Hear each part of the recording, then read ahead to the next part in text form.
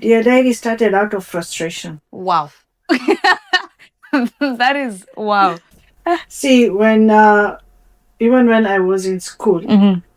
it wasn't an easy journey. Mm-hmm. In school, I faced a lot of, like, when you face a lot of discrimination to a point that nobody even wants to sit next to you. Mm. So I passed through those phases. After school, I dropped out of school. Like, I did standard 8, and I just told my parents I'm not going back to school because of all the experiences. I was just exhausted. Mm-hmm. When we are doing community service, I'd request organizations, donors, and the upcoming organizations Mm-hmm. to learn community service first. Mm. This is a field that you need to learn. You need to understand how it's done. We've found challenges, and I'm sure many other organizations have also found the same challenges, where you have volunteers coming in, but they expect pays. To all the challenged people out there, don't underestimate yourself, don't undermine yourself, and don't wait for someone to come and give you a boost or a push. Just Mm. push yourself, just boost yourself, just get out there and do whatever you want to do. Stop thinking about the community, the societies, the families, because they are not thinking about you.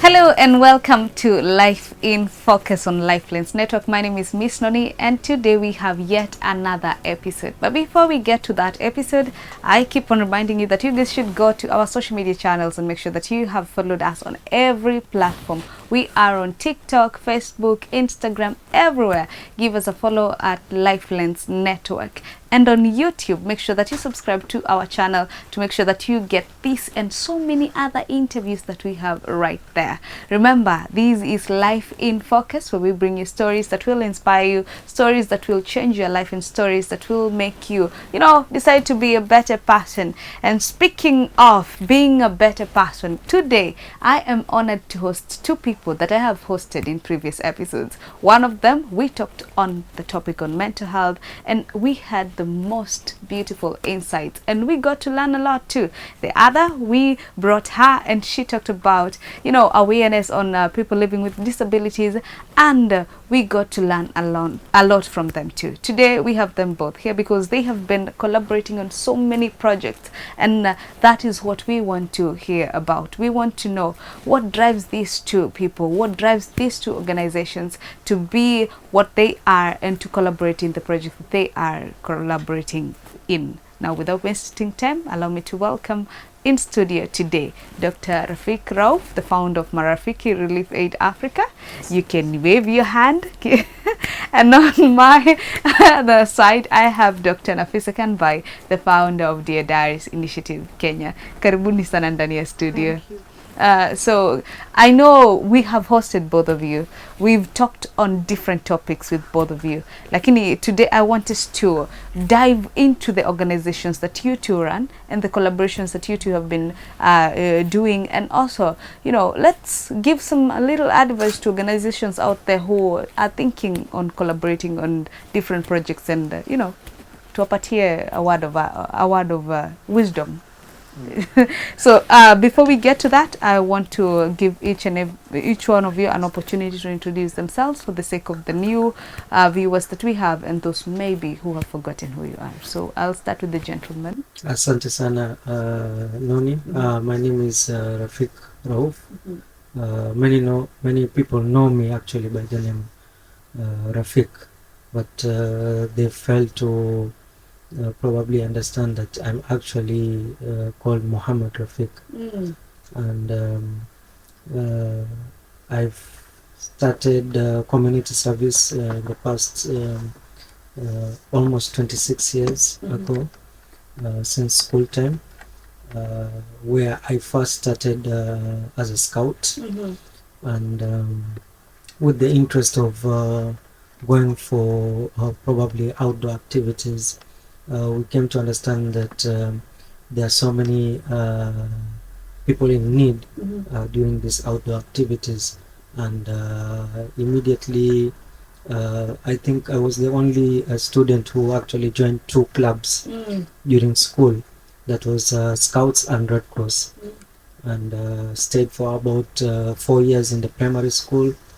Then once I entered into the secondary, concentrated more onto community service, because probably even in our school there we didn't have a scouts organization. So we did some community service for a couple of years. While in school, I used to go to other schools to give peer education trainings and programs. Then from there on, I proceeded towards engaging myself fully in community service, while I also work somewhere else. So I actually get my salary from a farm, and during my free time, mostly is what I do community service. That's amazing. Now, to Dr. Nafisa, I know you told me not to ask you where you came from. I'm not going to be asking you that question in this episode, but I would like, for you to introduce yourself to those who do not know you, who are watching you for the first time, and probably those who forgot who you are, those who forgot where you came from last time. Don't take me there again. So my name is Dr. Nafisa Kanbai. I started community service when I was 18 years old, and I started with another lady. She's known as Batul Chakera.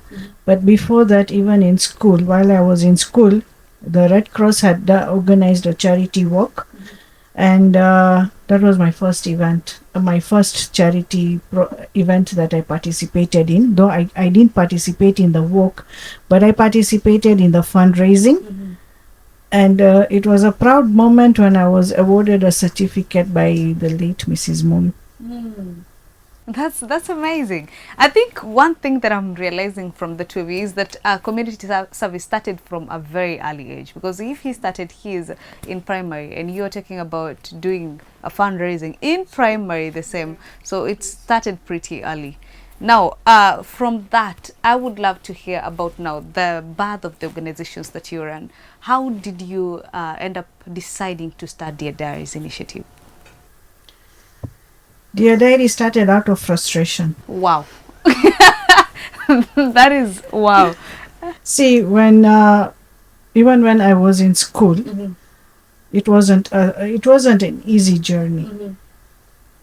In school, I faced a lot of, when you face a lot of discrimination to a point that nobody even wants to sit next to you.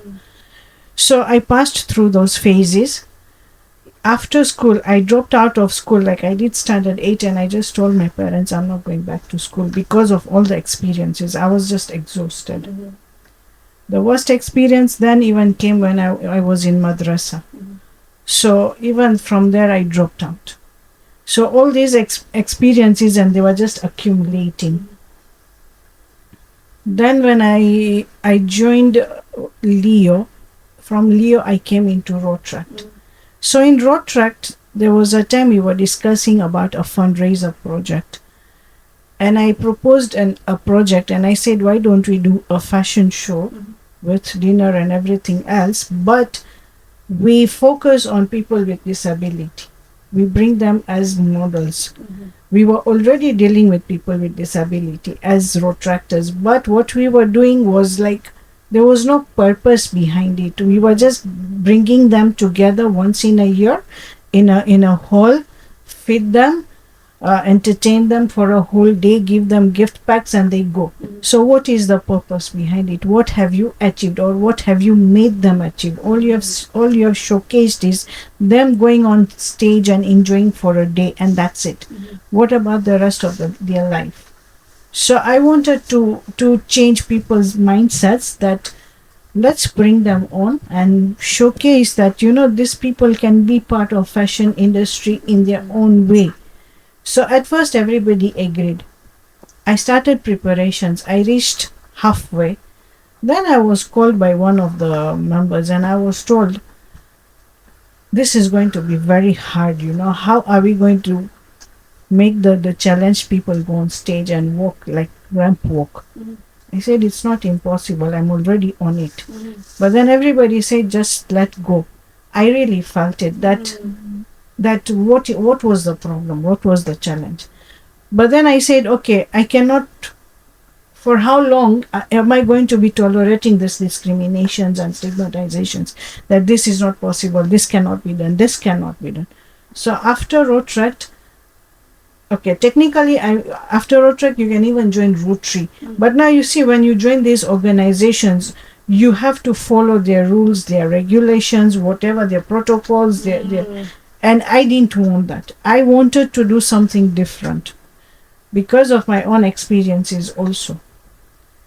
So after when I was in whilst I was in that phase of Rotaract, there were some things I had undergone, and I just felt that it has reached a time when now somebody has to speak out and take a stand. So then that's when now Dear Diary started. That's very powerful. That's really powerful. Now moving to Dr. Rafik. Take me back to the moment where you decided that you want to start Marafiki Relief Aid Africa. Yes, so my journey is actually more or less similar to what Dr. spoke about.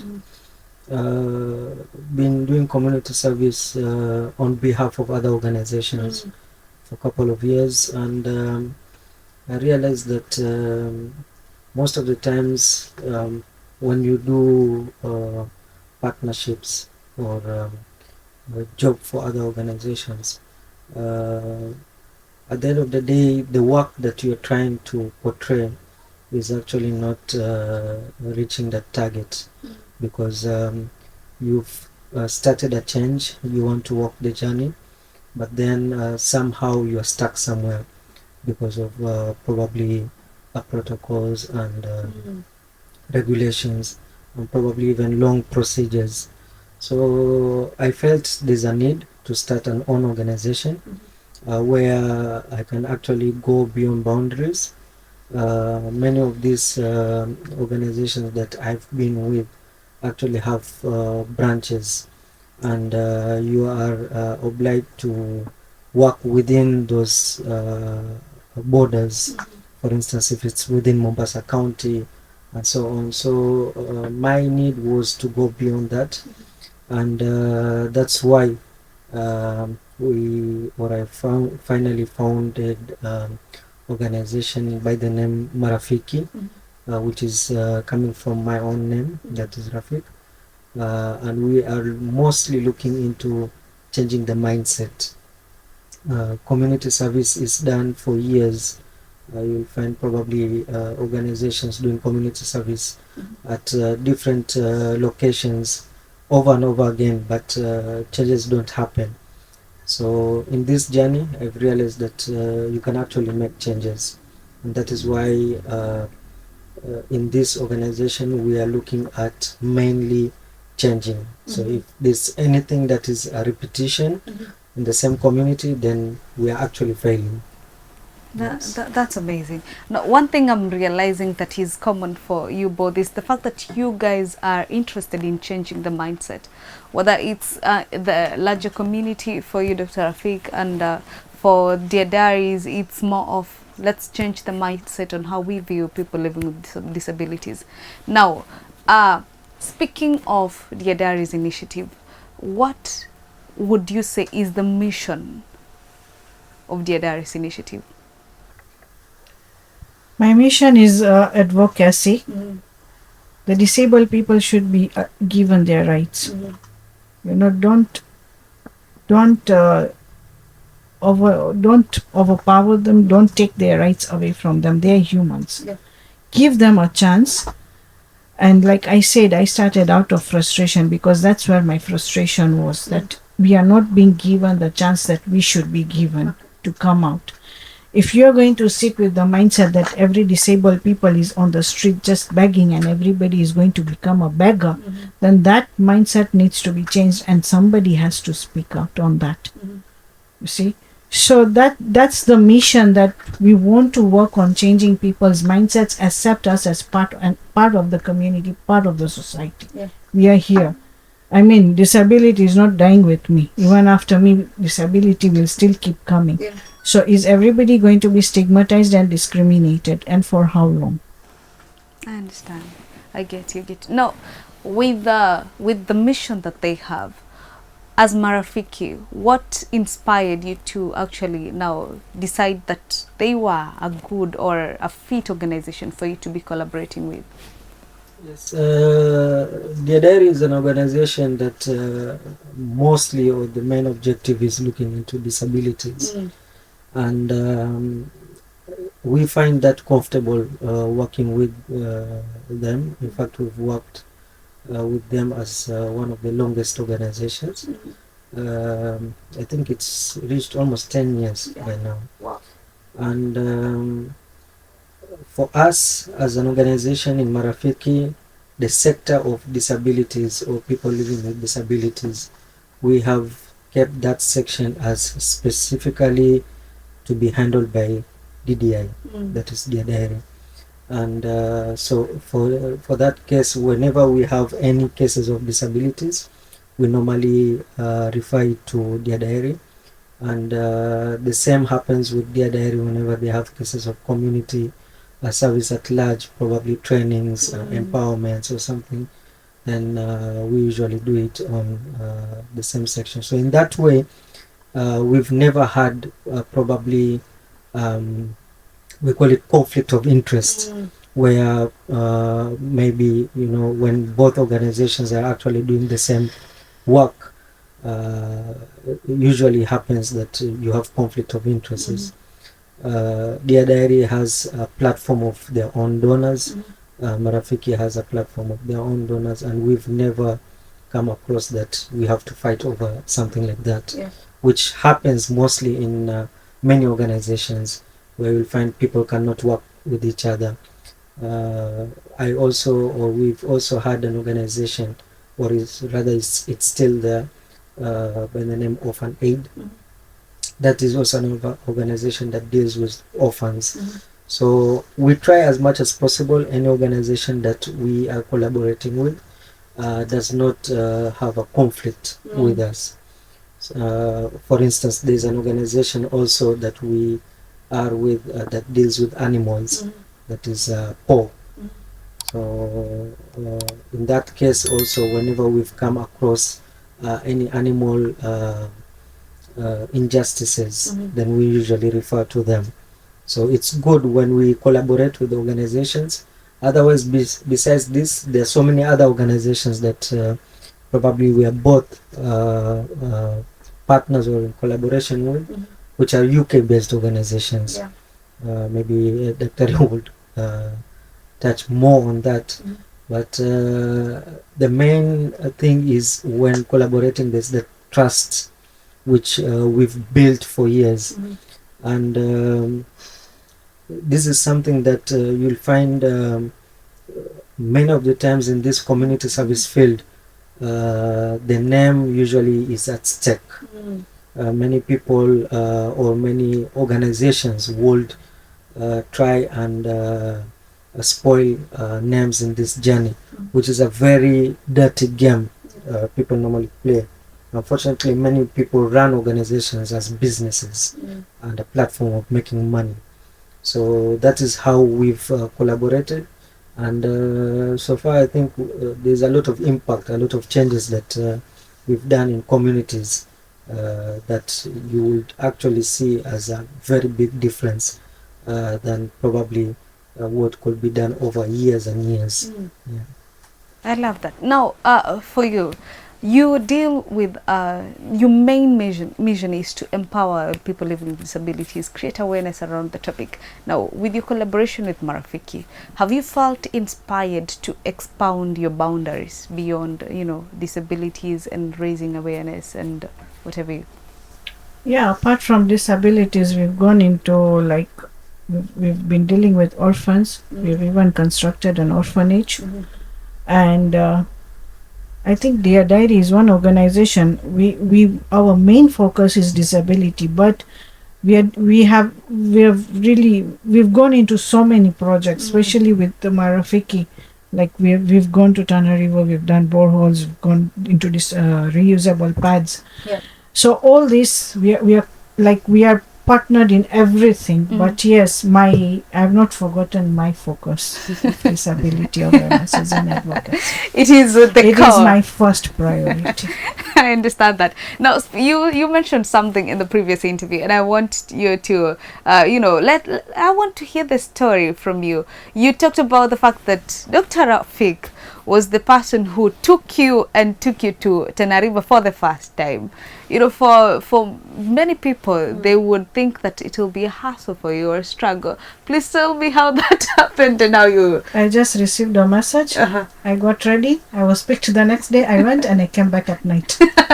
So it was not something that, you know, it was let's go and you went. As simple as I think that is even nearer, but you forgot about the Isiolo. Yeah, that's You've I gone to even mentioned Isiolo. that to you. Remember, I just received a message and I said yes.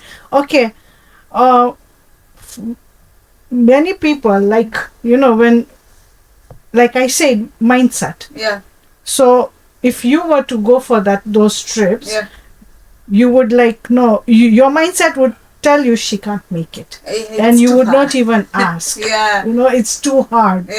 But then now, if I'm asked, it is for me to say yes or no, and it's like challenge accepted. Let's go. So tell me, how was the experience for you? The first time I went to Tenerife, it was good. Yeah, it was good. But the experience was okay. We went in the morning, we came back at night. But more than me, my mother was more worried about me than I was. So before you left behind, you were worried more than you were. Yeah. Who was on the trip? Yeah, because even me, I had not gone to Tenerife, so I didn't know what to expect. But then, now everybody has gotten used to. Now nobody is worried about anything. So you're used to it. That is amazing. Now, speaking of the two organizations, you two have very different missions. On one side, you're dealing with disabilities. The other side, you're dealing with the community at large. What would you say now brings you together, apart from disability itself? What brings these two organizations together to actually collaborate? Because you've collaborated on projects beyond disabilities, beyond, everything. So tell me, what inspires you to continue collaborating in all these projects that you've seen? I think the main inspiration that I'm having is that point of understanding. And the difference of point of view. Actually, there are many times that you'll find obviously even in workplaces you'll find disagreements, but many of these disagreements are for the betterment of the community. And probably whenever we organize a visit to the community or an activity to be done, the purpose would be that particular activity, then you come and realize that through this activity, for instance, if it's distribution of wheelchairs through the diary, you'll understand that you can actually do something else that would help the community. Or sometimes we'd go to a community and we are doing probably a mental health awareness, but through that you come and realize there are actually some disabled people. And in that way we found it more convenient working, because we've realized that I've actually realized that everywhere we go, in each community there is some type of a disability issue that is going on. It doesn't mean most necessarily probably dealing with wheelchairs or physical maybe disability or not walking or so on, but there are so many different types of disabilities where people are not made aware of. For instance, disability of stoma. Many people don't even know what stoma is. So whenever people talk about disability, they usually talk about, for instance, either not walking. If we are trying to help, we are looking at only wheelchairs, we are only looking at probably crutches. But there are people who actually need stoma bags. There are people who actually need a lot of mental health support as well. because going through a disability is not easy. Yeah. And for that reason, we found that there's a lot that can be done in both organizations and supporting the community. That is really powerful. There is something that the two organizations bring. There is a sense of, you know, the betterment of the society, and that speaks a lot, speaks volumes about the two of you and the organizations that you run. Now, back to you, Nafisa. Do you have a project that you feel was, you know, the highlight of your collaboration? She's thinking and she's scratching her nose. Well, on Dear Diary side, as Dear Diary, okay, I've been in this field, I can say, for over 30 years, but with other organizations where I started the journey with. But when we started constructing the orphanage, the restoration orphanage in Kaloleni, and the medium that we used, that is plastic bottles, I think that gave us a big boost. And that's where we connected to a lot of organizations. But yeah, with him also we were continuing the work, and currently I am looking into, like, we have discussed about a project in Tanariva, and I'm really keen on working on that. And that is a vocational training center for whereby the disabled people can get an opportunity to learn, have skills, so that they can earn their own living, which is again empowerment. And that's where my focus is, empowerment. So this idea, this is for Tanariva, but for years, ever since I started this construction at restoration, okay, that was for the orphans, but I often keep on visiting Kilifi areas, like mainly Takangu, the interiors and all those areas. And I felt that there was a lot of need of empowerment in that area. Individually, we've been empowering people, but those challenged, what next for them, you know? So it's a dream project also that is still pending, that I want to achieve. I want to build a vocational center somewhere around in that area, so that the disabled people, the growing, and those who are already there can benefit out of it. That's amazing. That is a beautiful dream, and we know that it will surely come into fruition. Now, speaking of Marafiki, what are the strengths that, you know, there is a question that we always ask, we are always asked as ladies, what do we bring to the table? What are the strengths that you feel Marafiki Aid Relief Africa brings to Dear Diaries to make all these collaboration projects happen? The belief in me that she can do it. That itself is enough. So that empowers you to do everything. That's, you know, when you get a message, this is to be done, that means that person believes in you, that you can make it happen. So you're not being and I also do the same with him. I know that if I give him this task, it will be done. So that trust and that belief keeps us going. That's amazing. So it is never, can you do this? It is, do this. Yeah, it's like, do it. That's amazing. Now, for the longest, most collaborations have been, you know, the war between organizations has been more on, he stole my volunteers, he stole, you know, a donor I had, he stole, you know, that kind. How have you to ensure that these two organizations never have such wars? You see, in this journey of community service, there's some clarifications that it's good that people get to understand. And I presume that such talk will even reach organizations, donors, and also individuals. The first thing is that there's nothing like this is my donor and this is your donor. Yeah. The donor is an independent person, and the donor actually has their own means of research and trust to whom they could be comfortable with. Yeah.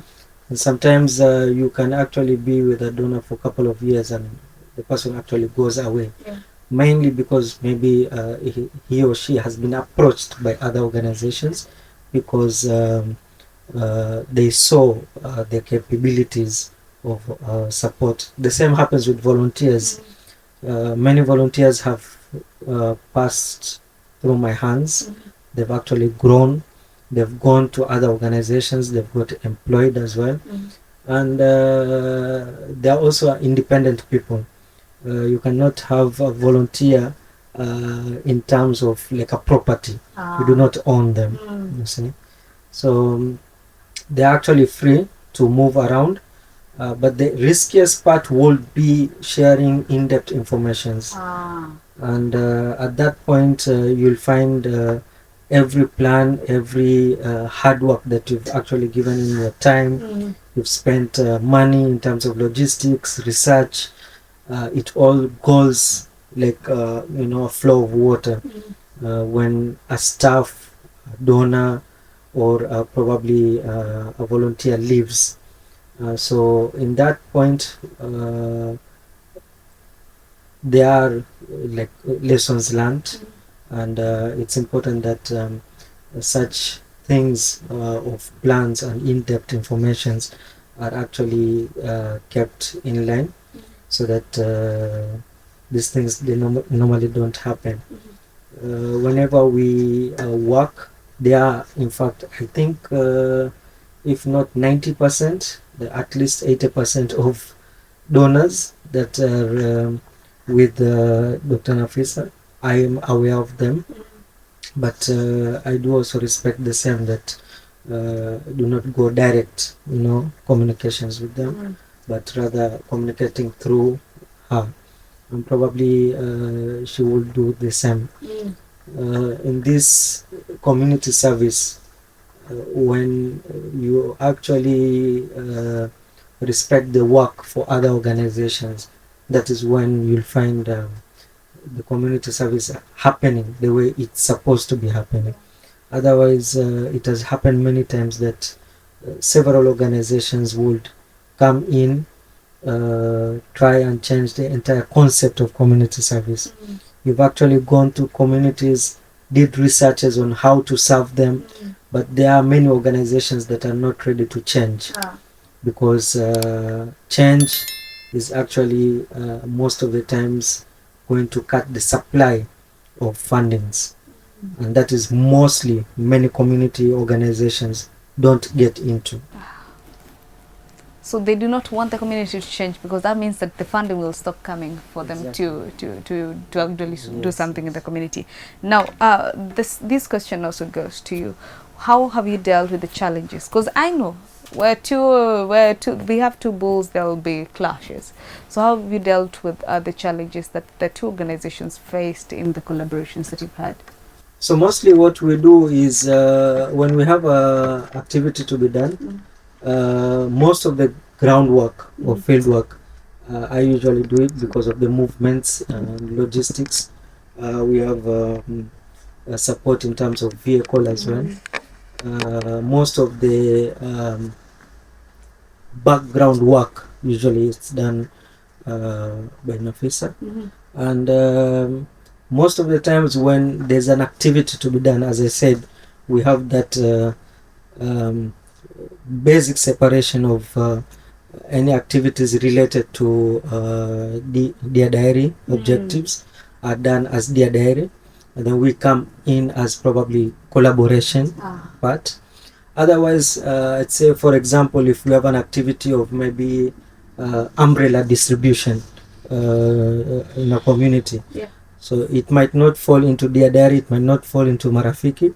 At that point, we decide, okay, now this activity, you are going to do it. You see, like I'll give you an example of this plays.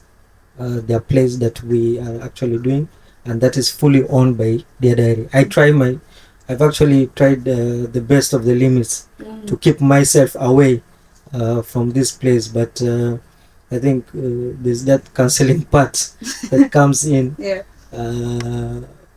of this collaboration, and it's an honor that there's that respect that we still get, or I still get, from Nafisa, that she'd want, or most of the time she tries to push in that no, you have to be part of this, you have to be part of this activity and so on. Most of the times it's hard because I have a lot in plate. I actually work somewhere else, so sometimes balancing all that, it's a problem. So most of the times when we do community service, I have to recover that work time probably at night, most of the times on Sundays. So I actually work double shift, which most of the people would not know. Wow, that is a lot. How many hours do you have in a day? Because some of us just have 24 hours. How many do you have? Well, we have the same hours. Okay, we count in seconds, then we get more. You have to. We must make sure that you have more hours in your day. Well, now to you, Dr. Nafisa.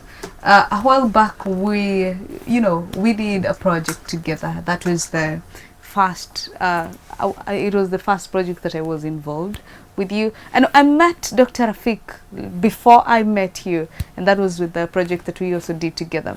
And in these two projects, they are both different but also the same because they are all focusing on the community. Now, for you, what would you say pushes you? I know you have talked about the frustration, the challenges you faced on a personal level, but what pushes you to get to a point of now, apart from empowering, I also need to make sure that these people have changed their mindset on how they view things? Okay, there are certain things I've gone through which I've never talked about, and many people don't know what transpired when I was in my school days, and then after that, when you reach to a point where you even face challenges with families and all those things. So what pushes me and what motivates me is that I don't want the disabled people to face what I faced. You see, especially when you come from an Asian society. And it is quite a big deal that when you belong to an Asian society, like you break all the odds and you come out of it, Like when I started Dear Diary, literally, here at Little Theatre Club, when we were doing that last, rehearsal before the show, the critic part before we get to the show itself, the curtains, I was seated here with a friend of mine at Little Theatre and Kuldeep Sondi was there. And I was like, I'm mentally prepared. Either I will get claps or slaps. Either of it. Yeah. Because till then, the Asian culture, the Asian society, when it comes to disability, there was like, as we say, when we go to remote areas, we find disabled people being hidden. Here it was the same, So I was like, this thing needs to be broken apart. People need to come out. So either way, it's either acceptance or rejection. I prepared myself. The first show was a total disappointment. 50 people literally seated in front of you. And you're like, I'm done. Doomed. But when I came on stage to give my final word, and that was the first time 50 people actually stood up and gave me a standing ovation, and I'm like, I'm on track. The next day was a challenge to see how many are appearing here. There was a crowd of over 200 people, and we had to literally arrange for more chairs in the theatre. The third day, the same thing, and I never looked back. I was one of the board members at EPIDK at that time. So I know what the situation and was there internally as well. So I've dealt with situations of disability, and this was like, okay, I think I've hit where I wanted to hit it. When that was in 2006, 2007, I received a call. Then medias, newspapers, everywhere the story started appearing. I remember the late Kuldeep Sondi was there, and he's telling me, you are going to go very far. And I was like, well, it's just the beginning, I'm just starting. I don't know how far I'll go and where I'm going to reach. So 2007, when I received a call from Troveza Communication, they invited me in Nairobi. We had a 3-day workshop where we sat and we boggled our brains to literally put up the Disability Act. At that time, the question I asked myself, I was the only Asian girl there. So am I the only disabled person in the Asian society, Asian community, the all over? If I look at Kenya at large, so I said to myself, there is a problem. There is a big time problem here. Why am I the only one? And I'm seeing other communities in numbers. So that time, whilst I was in Nairobi, I can't remember who connected us, but I connected to a man. His name is Rahul Bhavan. I met him at Diamond Plaza. We communicated, and I met him. That boy is also physically challenged. His hands don't even work. They are like this. Okay, but he has someone, and he brought a book when I met him. That book he had designed clothes. Wow. He's in his mind, and then that man would draw for him, the man that was taking care of him. As per whatever he would describe, it would be drawn. And those outfits were amazing. I asked him one question: why don't you start your own fashion house, fashion, brand? Yeah. And he said, Nafisa, this is Nairobi. Who looks at me? Because I'm on a wheelchair. My hands are like this. I can't move. So who looks at me? And plus, I don't even have a father, and my sister is married. So I'm taken care of by my mother. And I said, Rahul, I think you need to change your mindset here. Knock on everyone's door. There are so many boutiques here. Just knock. Somebody will open the door for you. So that was my conversation with him. Then when I did this fashion show this thing that sat in my mind, where the Rotract Club now rejected, I went ahead and I did that fashion show. The same year my father passed away in 2015. I did it in September at Full Jesus. I had overwhelming response, and I don't know how I handled that. I really don't know, because I actually had brought dwarfs also, and I don't know how I managed to handle that situation.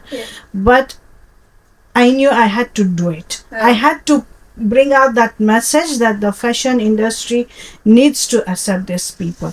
Then I called Rahul up and I said, Rahul, design my outfit. I will go as a showstopper wearing your outfit.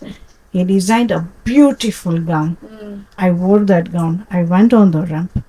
Then when I went to Nairobi 2017, now this was 2015, 2016, 2017, Rahul was marketing the Miss India Kenya 2017. I called him and I asked him, what's your role in this? He said, I'm just marketing. I said, but why? Because you have your own designs on in a book.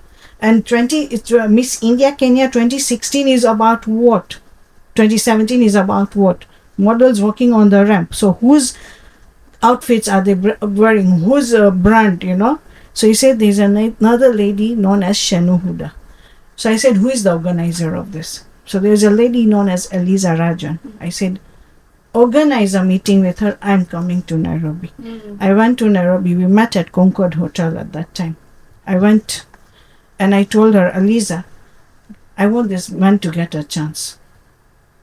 Look at the designs, look at what he's doing today. He has drawn here. Don't you think so? It needs to come out. He said, but this, again, as we say that when you are branding a certain, you have limitations, and she was branding Miss India Kenya. I said, okay, I don't want to be part of those models.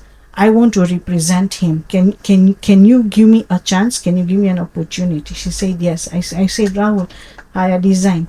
I came back, I followed the design that he did, made a dress out of it. It was too hectic for me, but I again went to Nairobi and I was on the ramp.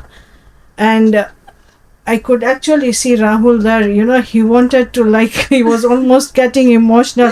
And I said, I'm just here to give you a chance. And I said it on the stage that I'm representing this man here. This man has got, talents in him.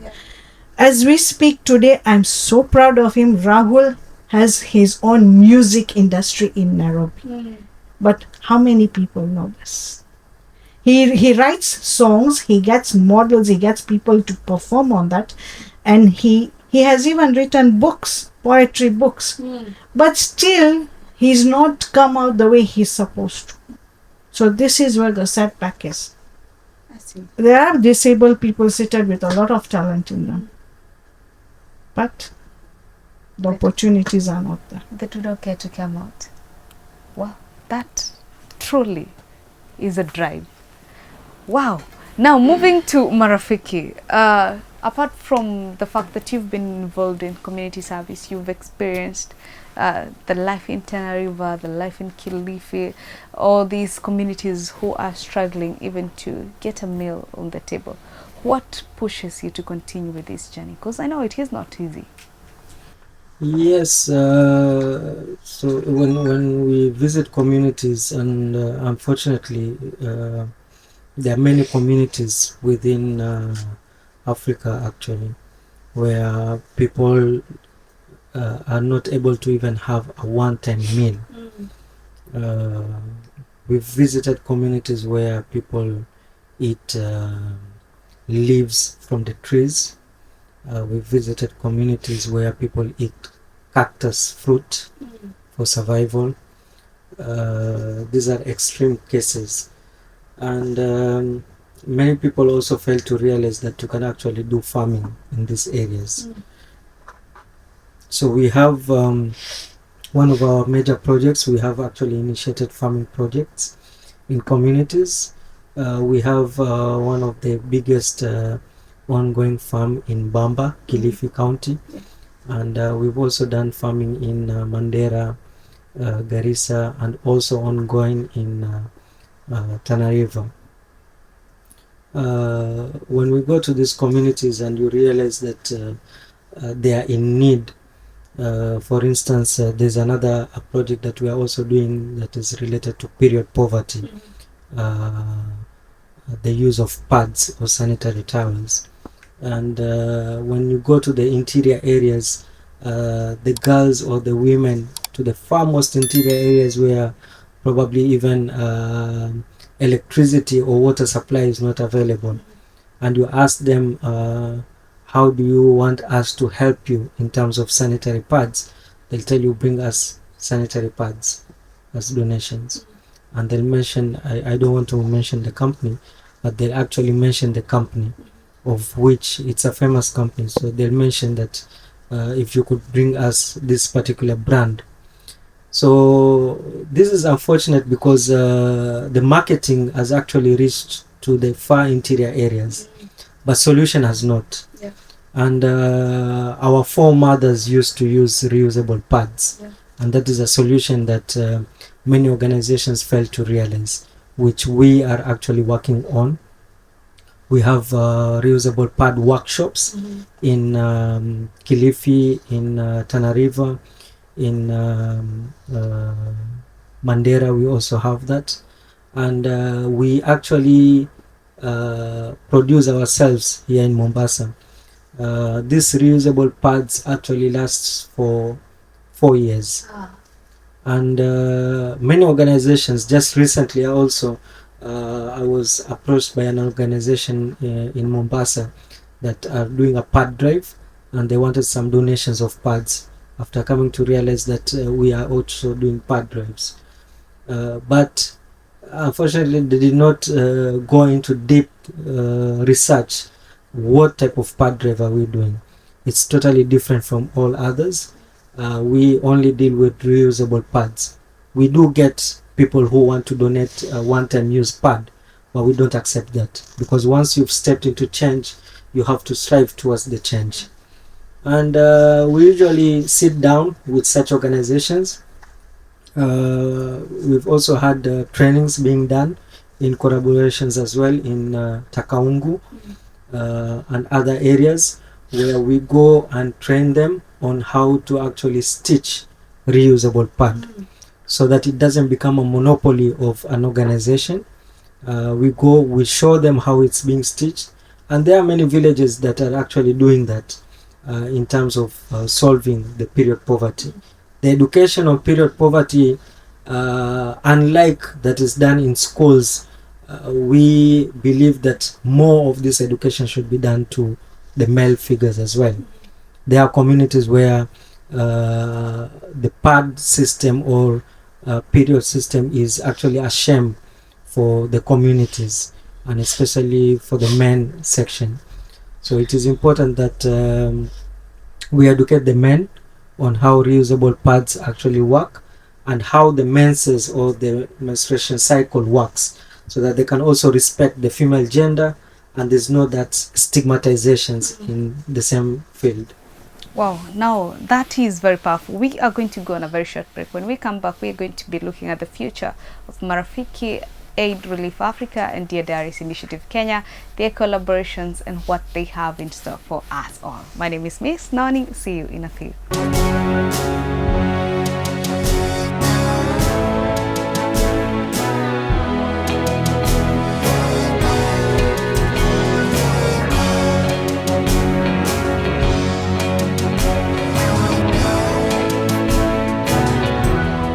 Welcome back to Life in Focus. My name is Miss Noni and this is Lifelines Network. Today we had two guests in studio. That is the founder of Marafiki Relief Aid Africa, Dr. Rafik, and the founder of Dear Diaries Initiatives Kenya, that is Dr. Nafisa Kambai. We've discussed about the beginning, the birth of the two marvelous organizations. We've talked about the collaboration, we've talked about the challenges, what drives them. We've had it all. And now we are in the segment where we discuss what they have in plan for us all. But before we get that, I want to tell you a little story. So I was recently told a story of a young woman who had two kids and she did not have food to give them. And this woman actually started boiling stones in the evening, and the kids saw a sufuria with food covered, and they were waiting for the food. So they did not cry that night. They went to bed waiting that their mother would wake them up when the food was ready. In the morning, so what was the woman doing? The woman was selling hope to the children that food will be ready, and when food is ready, I will call you for you to have your dinner. This is what these two organizations are doing. This giving hope to the community, and together they have become a force of unified social good. They have been giving hope to communities that have lost hope, changing a mindset one person at a time, from people living with disabilities being empowered to people who are struggling with period poverty, struggling with even putting one meal on the table. These have been the work that these two organizations have been doing. Now we want to know, what is the future? Yeah, we've changed the mindset. What happens next? Welcome back. I am going to go direct to Dr. Nafisa. I am excited. I'm with two doctors today. Probably very soon I will be Dr. Nani. But before we get to Dr. Nani, I want to go to Dr. Nafisa. Dr. Nafisa, we had a project in a while back, and it was a very successful project. And I know that we have another one coming up. I want us to discuss about that in depth. Let's try and explain it to the audience that we will be watching us, and tell them what the project is all about, what to expect, where they should come and, you know, experience the fun with us, because it will be a fun experience for everybody, us and them. So I want to give you that platform right now. Okay, we had a play titled Unbroken Wings. Yeah. We did it on 19th of July. Well, I didn't expect it to be that successful. I thought, yeah, you know, I'll get some critics. But so far, the response has been really good. And there are people who are looking forward for the next show. Just today, I met a lady by chance as I was coming, and she asked me, "Can you drop me at this point?" And I said, "Hi." And she was there at Swahili Pot, and she said, "When is your next show?" That show was amazing. So we have people who are waiting for the next show. Our next show is on 27th of September at Alliance, and we are focused on the main thing on changing the mindset, changing people, how they think about the challenged people. You know, people think that these people with disabilities are limited to certain things, and certain things they just certain things, you know, are meant to be, certain are not meant to be for them. But my personal belief is that okay, I'm not waiting for somebody to give me a push or a boost. And I started without that. And my message to the challenge people out there is that don't wait for people to come and give you that push and boost. Just push yourselves. You know, as I had said in my previous in my previous show here, that one person just said one thing to me, and that was when I started the journey of community service. I remember that day my installation as in Leo was at Polana Hotel had just opened up, so it was a wow thing. And it was at the terrace. Just before the installation, I took him on the side and I said, are you sure I fit in this circle here? Because all I see around me is able-bodied people, you know. And he said two things to me. Just believe in yourself, okay? Believe in yourself that you're meant to be there for this journey, and this is a stepping stone. Don't underestimate yourself. Don't undermine. You never know. Maybe you can do better than what this group cannot even do. So those two sentences was, and it was my cousin brother Muslim who is currently in Nairobi. And when I stepped into that journey, I never looked back. You know, it was a challenge accepted. I took it as a challenge, from Leo to Rotrek to Inner Will to starting Dear Diary. It was like kept on climbing the ladder. So I don't think so disabled people have limitations in them. The limitation is just them not coming out. And then here is a challenge also, you know, the families now. I have met several families, not only in the remote areas, here only in Mombasa. I used to, like, some few years back, you know, I used to go to visit and talk to the parents, why, especially, like I said, the Asian culture, the Asian society. So the only mindset the parents would have is that what's going to happen to my son or my daughter once I'm gone, you know, once we are not there. And honestly, that fear was in me also. Like, I always used to look at what my parents, and in every prayer I used to say to God that before they go, please make sure I go, okay? Make sure I am the first person, because I don't know how my life is going to be without them too. When I lost my dad, like 2 years before my dad passed away, he faced a lot of health challenges. His legs were amputated and a lot of things he had gone through. But there was that hope that, you know, when you wake up, you see him, he's still there, you still have your dad there. Then one day, boom, like we had even shifted where we are staying. That's not where we were staying, because he could not manage the staircase. His feet had amputated. And I didn't have that lift that I currently have in my room. So we had to move out of that house. So we went to live in a maisonette where one room was down, 3 were upstairs. I was upstairs in my room, and my dad is lying down there, and my maid came to call me. Come down. Something has happened. So we called the doctor. The doctor came and he said, he's no more. And I just felt like, why? You know? Now what next? Now what am I going to do? How am I going to pull up? 10 years, how I have pulled through, even I don't know. But yeah, the brothers, my brothers, my second brother now, the one who is in Voi currently, he was one person I was very scared of. If I want to go somewhere, if I want to, you know, I would go and tell my parents, please don't tell him. Okay, where I've gone, don't tell him. And he was like, I would not say possessive, but, you know, like, he has that care, you know, that is my sister. Where did you go? Who did you go with? And I'm like, hello, every day I have to be under court martial here. So I was one person, I was very scared of him. The day my father passed away, and the way I saw him break down, you know, when we went to the graveyard now, that's the time now where we two bonded. So now it's like he's more of a friend to me than a brother. I talk to him, I just call him and hello, this is where I'm heading to. Like the other day, last week, when we went to Tanariva, I just sent him a message. I'm on my way to Tanariva. I'm leaving today, Tuesday, coming back tomorrow, Wednesday. And Wow. no question asked. So he learned that So- you grew up. So so it's like an overnight. Now you're asking. Now my dad is no more. Now what next? And you're used to, like, whenever you want anything, you know your father is there.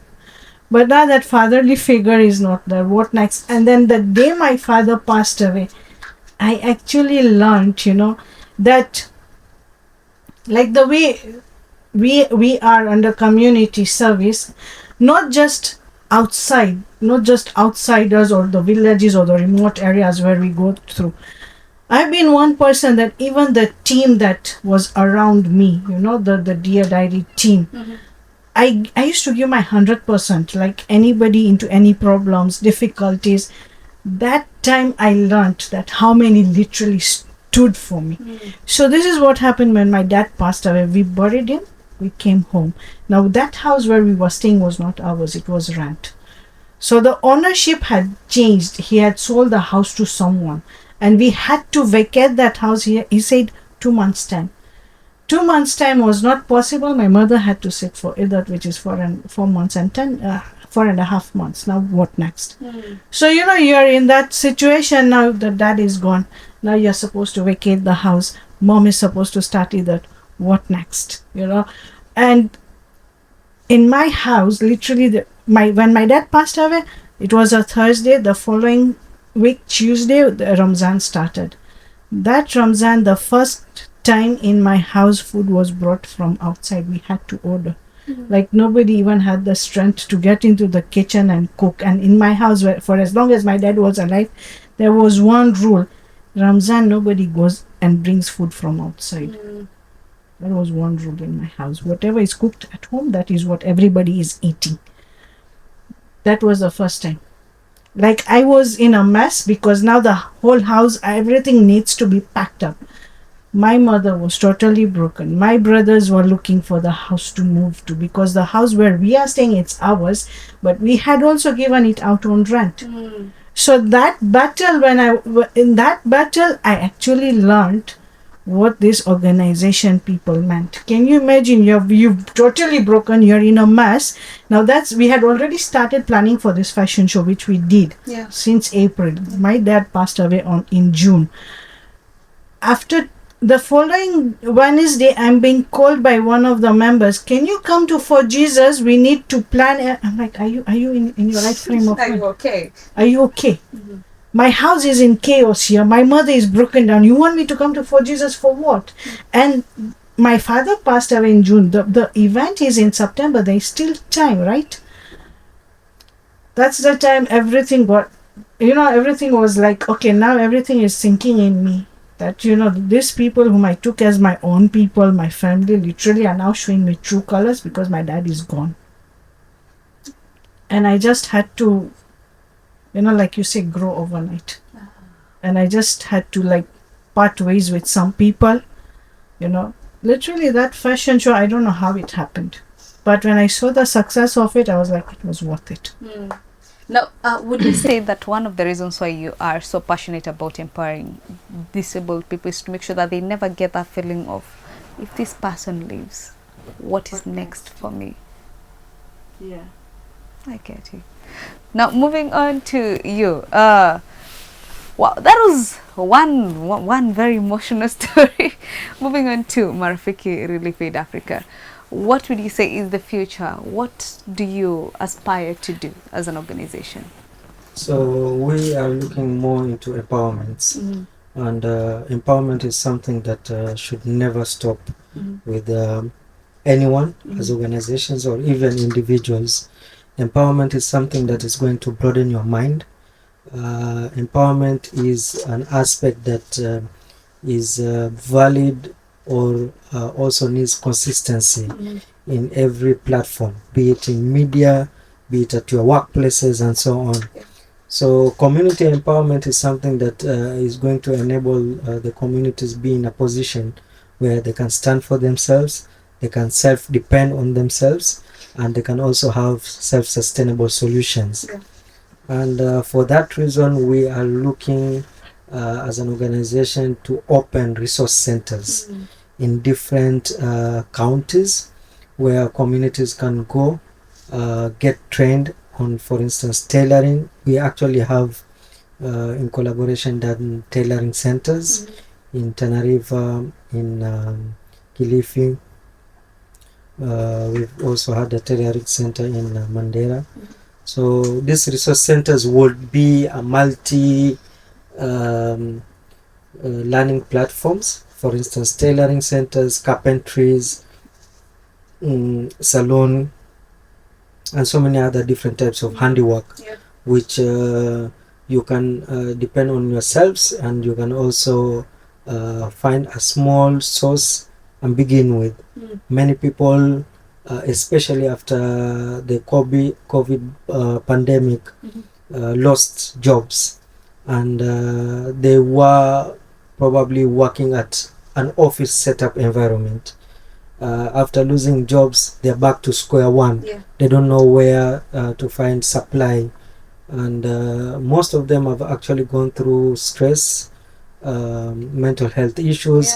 Some of them committed suicide, and you'll find when you walk at the streets, many people are actually making a lot of business. Their sources of income is even higher than people who are working at office environment. Take an example of someone selling smokies and eggs. We've done a small calculation about that. Person actually fills in his pocket almost 40,000 per month. That is even not probably half of what someone would work in an open environment. So we as an organization, we are looking more on empowerment, going to communities, giving them trainings. But of course, while giving them trainings or empowerment programs, there are so many activities that come up. So for instance, we want to go to Isiolo or Mandera or somewhere else, and you'll find the community, besides empowerment, they need probably water. So we source for donors for water. They need probably a place to pray, so we source for donors on that aspect. Fortunately or unfortunately, we have donors depending on the need. So there are donors who only work on environment, that is probably trees and plantation. There are donors who actually work only on probably mosques and so on. And one thing also what we are looking at as an organization is to reach beyond this country. As the name says, so we are hoping to reach across Africa.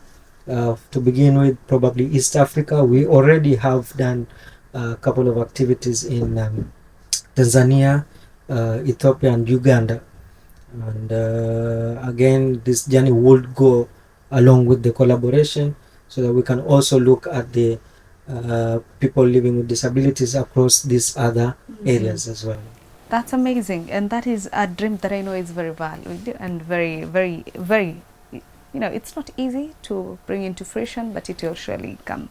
Now, we are almost done with our conversation today. We had a very beautiful conversation. I got to learn a lot, and I got to get inspired. As usual, every episode I feel is an opportunity for somebody to change their mindset, to get inspired, and learn to be better. Before I finish this episode, I want to pose a question to you. I want you to talk to organization heads who are looking forward to collaborate for a project, or in the long run to work together. What would you tell them? This would be a message to organizations and donors as well. Many donors these days don't trust organizations, and they prefer probably doing community service as an individual person. When we are doing community service, I'd request organizations, donors, and the upcoming organizations to learn community service first. This is a field that you need to learn. You need to understand how it's done.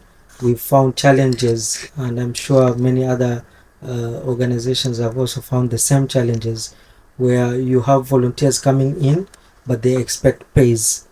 That is volunteer allowances, which is totally opposite of what you expect as a volunteer.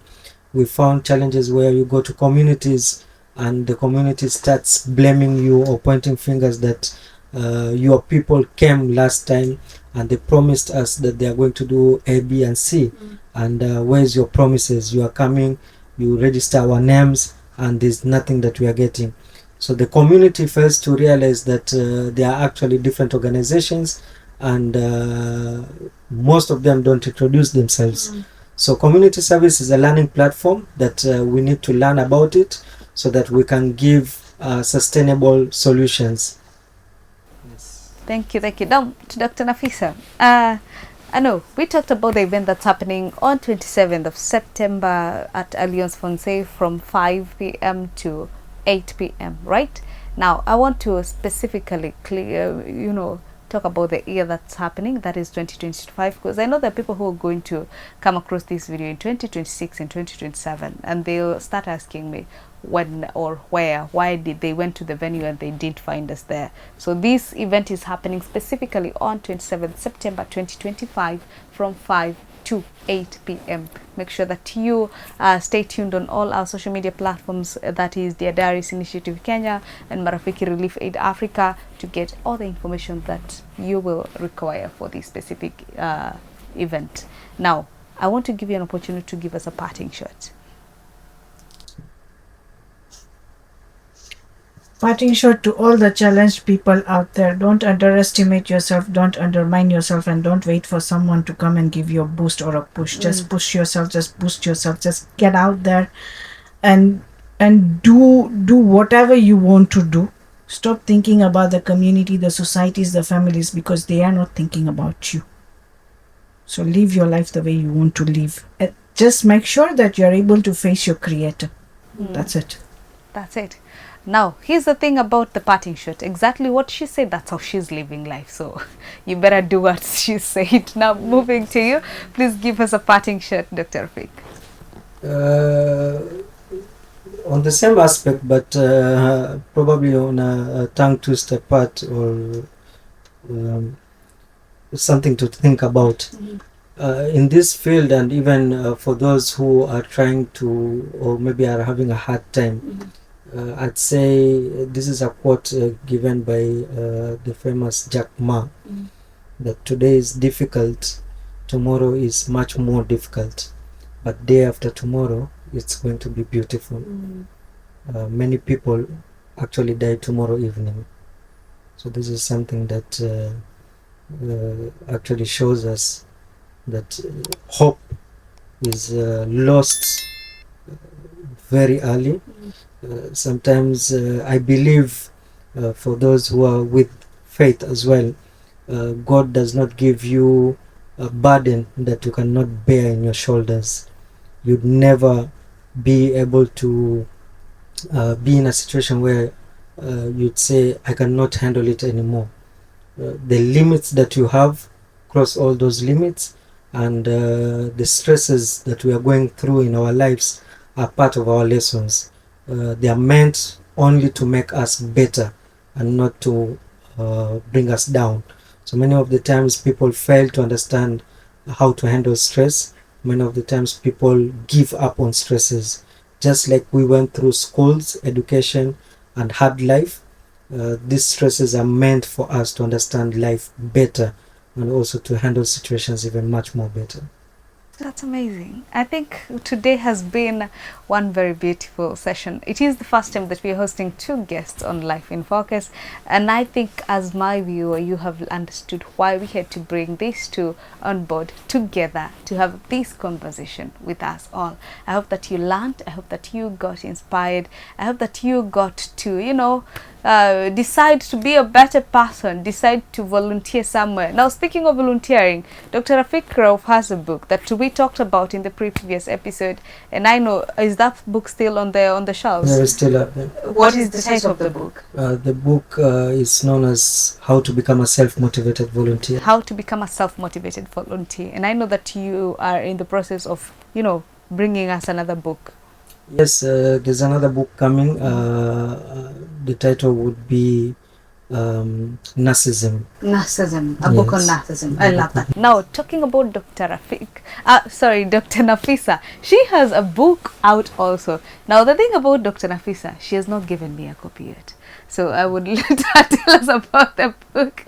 Because I've read his book, but I'm yet to read her book. So, what is the book that you have out currently? Okay. The current book is titled Unbroken Wings. Mm-hmm. I launched it in 2017, 3rd of December in Nairobi, and then 19th January 2018 in Mombasa. And so far, I have sold 800 books. It is not in any bookshelf. People call me if they want. But now I've stopped publishing and printing that book because I'm bringing another book. And this book is going to be launched most likely in January 2026. Wow, that's so. I've not thought about the title as yet, but I have the contents ready. But the book Actually, is going to be more of a poetic type of a book, where we are going to, create poetries on the challenges. The titles of as per based the subtitles, we are going to write it in a poetic form. Because my first book, The Unbroken Wings, was more of my bio. It was not supposed to be my bio, but it turned out to be my bio. It's okay. It's okay. Now, Unbroken Wings was the first book.